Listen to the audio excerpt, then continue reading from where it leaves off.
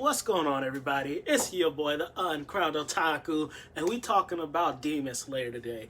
Now, we're going right into today's episode. My man Tanjiro got a severe level up. Now, I'm not gonna lie, towards the end, I got feels of like season finale, and I hope that's not the case. They got so much to build upon. But yeah, he was fighting a little dude who was one of the, I'll probably mispronounce this because I can't remember, Kaizuki 12. You know what I mean. It's one of the 12 demons that's supposed to be super strong and super closely related to what's his name, who's like the father of all demons. Anyways, Tanjiro was doing all his normal moves, not having any effect because the dude's threads was crazy durable. To the point where Tanjiro's black sword, which we thought we'd probably see something, it's black for a reason. You know, the weakest people have black swords. Nobody's really tapped into the power of the black sword. I can promise you that, all right? I bet you that black sword is going to have major significance going forward. So the blade breaks. And you thinking, you know, Tanjiro, run forward. Yeah, the other homies are here, you don't know yet. You need to run, or at least maybe he was going to jump in and save him. But no. Homeboy who uses the same techniques as Tanjiro, which I don't think we saw him use any techniques the first time, but it looks like they both trained under the same master.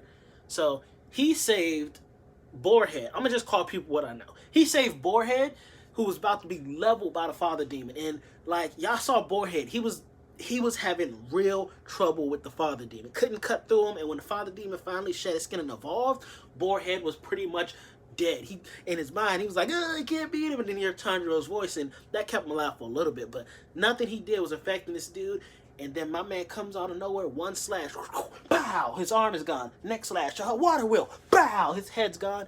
Done deal. Such a demon that we thought was a big threat, like that, just annihilated. This dude is gonna be a threat. But anyways, Tanjiro is fighting for his life out there. His sister finally gets into it because Tanjiro, these threads are giving him the business. His sword can't cut the threads, they're too strong. And just when Tanjiro thinks, oh, my sister's here, you know, we could do it. Homie's like, you think this is really all I got? Because eventually he uses like a new move, the flux joint. He starts cutting through the threads. And then the 12 homie dude is like, you don't think this is the strongest my threads can be? Watch my blood demon arts. Infuses his blood with all the threads and it's just like slashing away. So Tanjiro, eventually, he like, in the threat of death looming right above his head, he is just reminiscing about the days of his father and his mother back when they were alive. Because as we all know, they died a tragic death. Horrible, horrible, horrible. Half the reason his sister's a demon. But yeah, that happened, and he remembers a technique that his dad did where he would like be dancing and stuff, and the way he would breathe would allow him to dance for like days on end. I think they said like 3 days straight or some nonsense like that. Tanjiro infuses his lineage, what his people were known for, the dancing technique with the flux technique. The final technique his master taught him, and it just turned from like a water dragon to a raging fire type watery dragon mix of just chaos and nonsense. And Tanjiro's already like, okay, I got this. The moment I stop, it's over for me. The repercussions of using both of these techniques are just gonna immobilize me immediately. I gotta finish this now. This is the only chance I have. As he's going through, he's cutting the blood threads. Cut. And eventually cuts homie's head. Yes, Tanjiro beat one of the 12 demons closely related to Kimibasuji, whatever his name is. Y'all know what I'm going for. But before that, this is probably my favorite part. How dare I skip this part? Tanjiro was like trying to cut, well, he eventually cut the first threads, and dude was like, oh, you think you got a chance? Like my skin isn't stronger than these threads? You trying to get in close? I'll do you a favor.